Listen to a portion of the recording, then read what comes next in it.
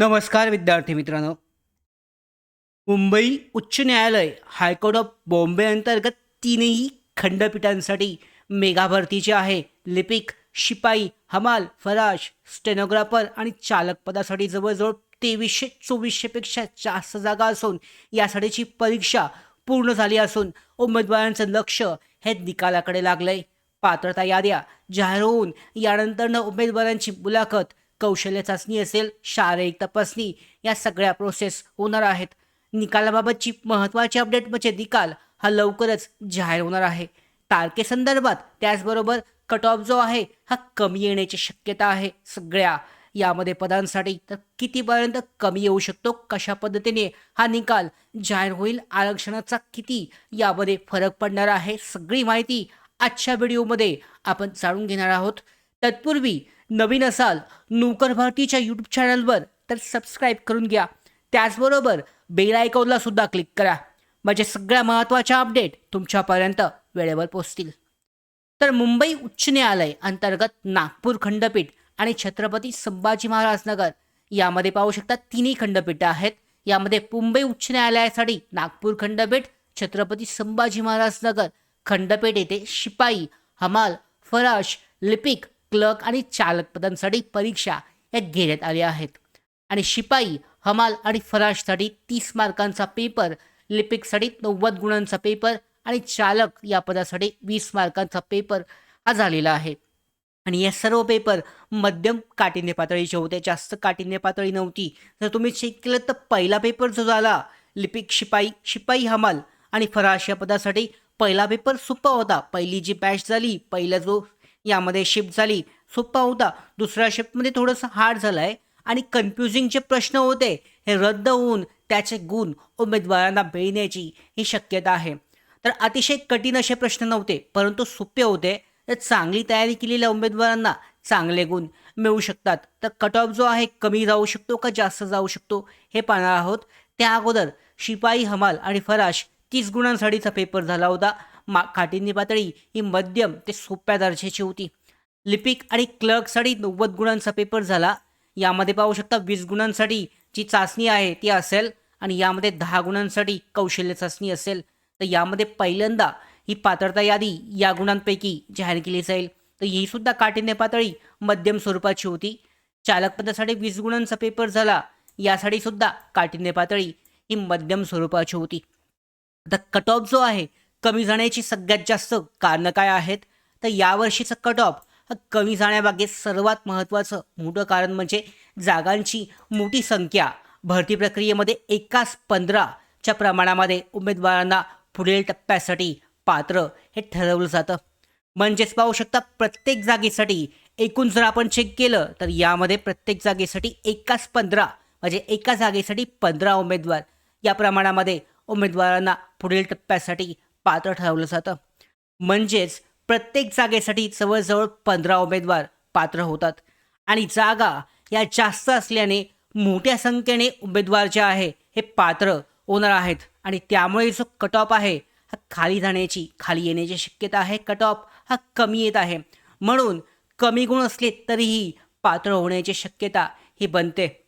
आता जर तुम्ही पदानुसार जर जागा चेक केल्यात तर एकास 15 हे प्रमाण आहे आणि जागांची संख्या एकास 15 या प्रमाणानुसार पात्र होणाऱ्या उमेदवारांची अंदाजे संख्या जर तुम्ही चेक केली तर लिपिक, क्लर्क या पदासाठी 1332 उमेदवार जे आहे हे पात्र होतील पुढच्या प्रोसेससाठी. यामध्ये 1332 जागा आहेत. 1332 जागांसाठी जर एकास 15 म्हणजे एका जागेसाठी 15 या पद्धतीने उमेदवारांची यामध्ये जर जागा घेतल्या, उमेदवारांना निवड झाली तर यामध्ये सुमारे 19,980 उमेदवार यादीमध्ये स्थान मिळेल आणि त्यांची पुढची चाचणी जी आहे कौशल्य चाचणी किंवा शारीरिक चाचणी हे घेतली जाईल.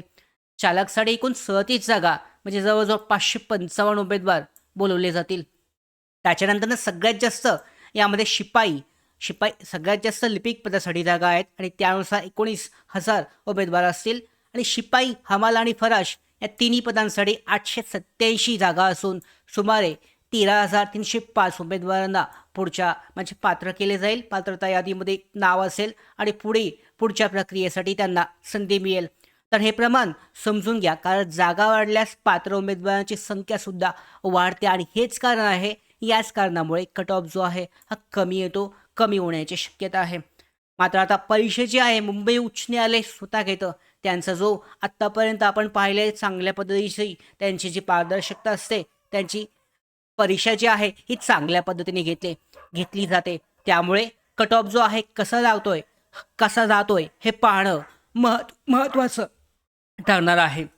आता पदानुसार जर तुम्ही अपेक्षित कट ऑफ पाहिलीत आणि सेफ झोन जर पाहिलात, तर या ठिकाणी पेपरची पातळी आणि जागांची संख्या हे एकाच 15 या प्रमाणात लक्षात घेता खालील कट ऑफ अपेक्षित आहे. आपण सेफ झोन जो आहे सेफ स्कोर आणि कट ऑफ हा किती लागतोय, किती जातोय, किती लागतोय हे पाहणार आहोत.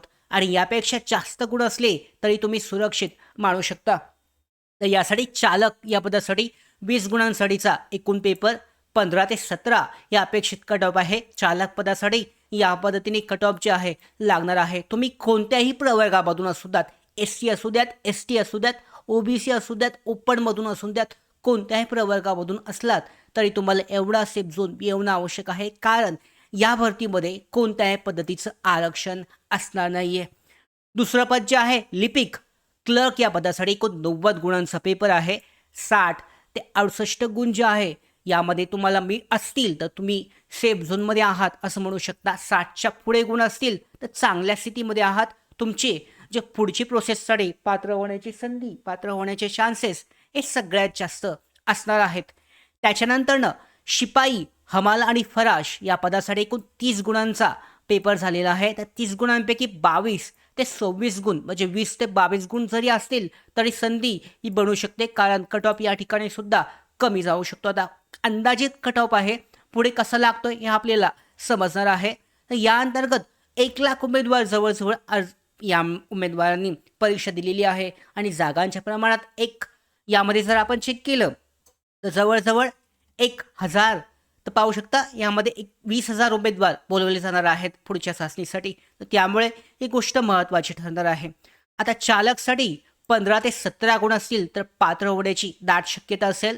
लिपिकसाठी 60 कमीत कमी गुण हे सुरक्षित असतील. जास्तीत जास्त 68, 70 त्या पुढे असतील तर 100% चान्सेस संधी बनेल. जागा जास्त 1332 असल्याने 60पर्यंत सुद्धा सेफ झोन म्हणू शकता.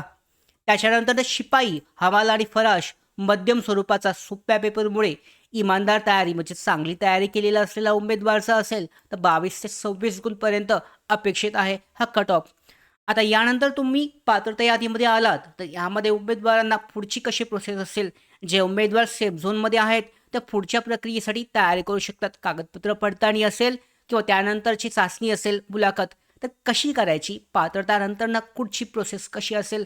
ज्या उमेदवारांना संधी बनते सेफ झोनमध्ये आहेत त्यांच्यासाठी ही महत्त्वाची ही माहिती आहे. तर कट ऑफ तुम्ही क्लिअर केल्यास फक्त लेखी परीक्षेसाठीची पात्रता आहे, अंतिम निवड नसणार आहे. पुढे कसं असेल तर शारीरिक क्षमता चाचणी ही 10 गुणांसाठी घेतली जाईल. आता शारीरिक क्षमतामध्ये काय असेल तर फॅनचे बटन दाबणं यासारखे सामान्य प्रश्न जे आहे, सामान्य गोष्टी यामध्ये असेल. सामान्य पद्धतीने हे प्रोसेस जे आहे ही असणार आहे.